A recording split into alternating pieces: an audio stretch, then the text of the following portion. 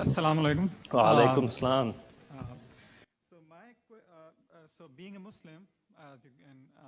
Ma question est, donc en tant que musulman comme vous pourrez le noter, mon principal problème est avec la doctrine chrétienne de la divinité de Jésus.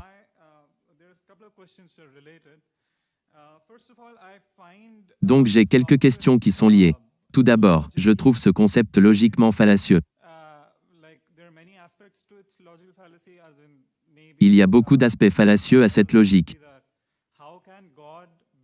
L'un d'eux est, comment Dieu peut-il être fini et puis infini en même temps?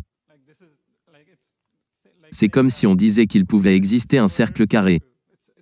C'est une logique fallacieuse.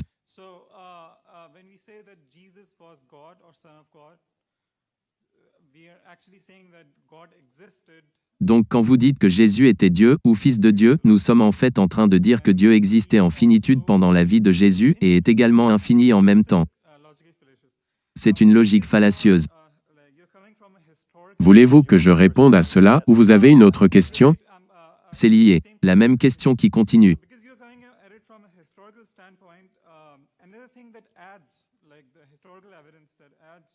Avez-vous des preuves historiques qui soutiennent cet argument?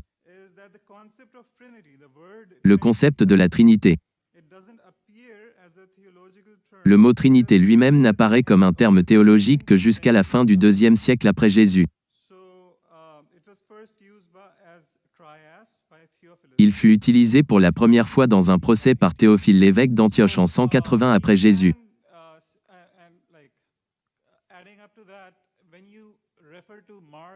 Donc quand nous ajoutons cela à Marc chapitre 14 verset 62 qui est ce que vous dites être la preuve que Jésus prétendait être Dieu.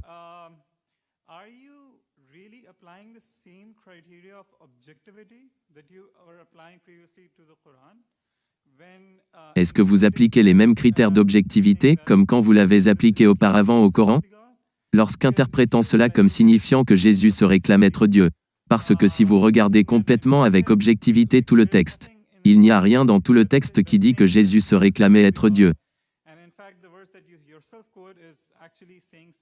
Et en fait le verset que vous avez autocité parle de fils d'homme. Donc ça ne va nulle part. Quel est ton nom? D'où es-tu originaire? Je viens du Pakistan.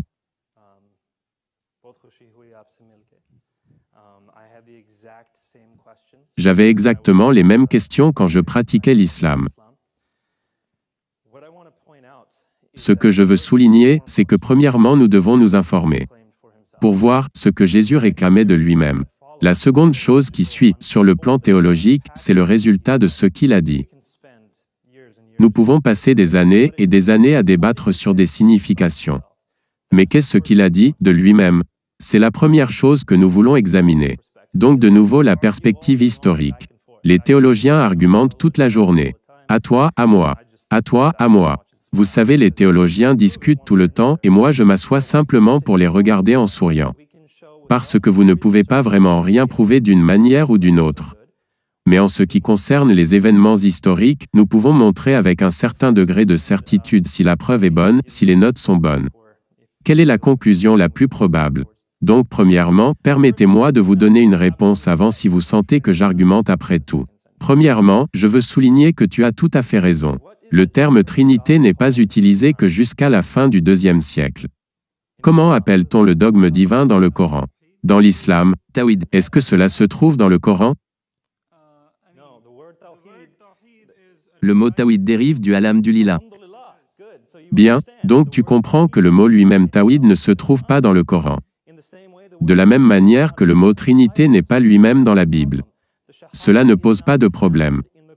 La Shahada n'est pas trouvée dans le Coran. Vous avez les composants de la Shahada dans le Coran. Mais vous n'avez pas la ilaha illallah Muhammadur Rasulullah comme tel dans le Coran. Les composants se trouvent dans le Coran. C'est le cas de la Trinité, les composants se trouvent dans la Bible. Le mot Tawhid apparaît dans les hadiths. C'est super, mais cela n'apparaît pas dans le Coran. Dans les déclarations du prophète. Et les hadiths, c'est beaucoup plus tard. Donc quand nous examinons la Bible, dans les premières heures des traditions canoniques, les gens appelaient Dieu une trinité, dans les premières heures de la tradition canonique. En fait, dans les périodes beaucoup plus proches de Jésus que ne le sont les hadiths du temps de Mahomet. Donc quelle que soit la façon dont vous vous tenez, si vous êtes cohérent, vous vous retrouvez avec des cas solides en ce qui concerne la Trinité pour la divinité de Jésus. Maintenant je veux continuer sur la partie suivante de votre question qui est: est-ce que Jésus est un être fini ou infini? L'argument est que Jésus est. Tu peux essayer de poser la question de manière légèrement différente. Est-ce que Allah peut venir dans ce monde s'il le veut? Est-ce qu'il peut être dans ce monde s'il le veut? Je ne le pense pas. Tu ne le penses pas? Donc la toute-puissance de Allah est limitée, il ne peut donc pas venir dans ce monde. C'est que fondamentalement Allah ne peut pas faire des logiques fallacieuses.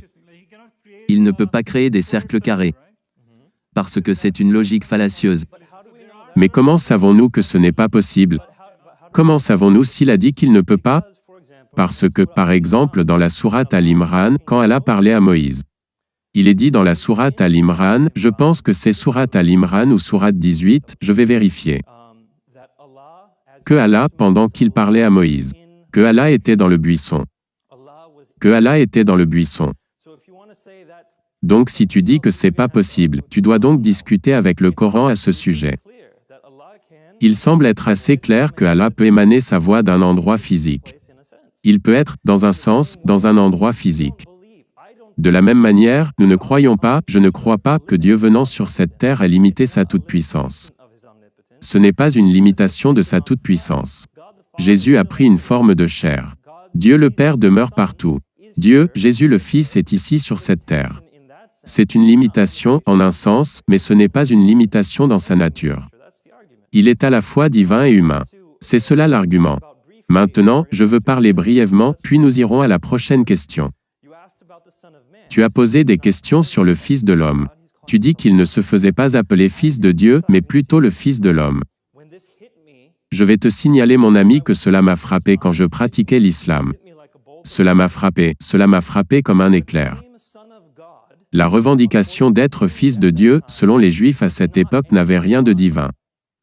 Adam a été appelé le Fils de Dieu. Salomon a été appelé le Fils de Dieu. Dans les psaumes, il est dit que vous êtes des dieux. Ce n'est pas une revendication d'appeler quelqu'un fils de Dieu.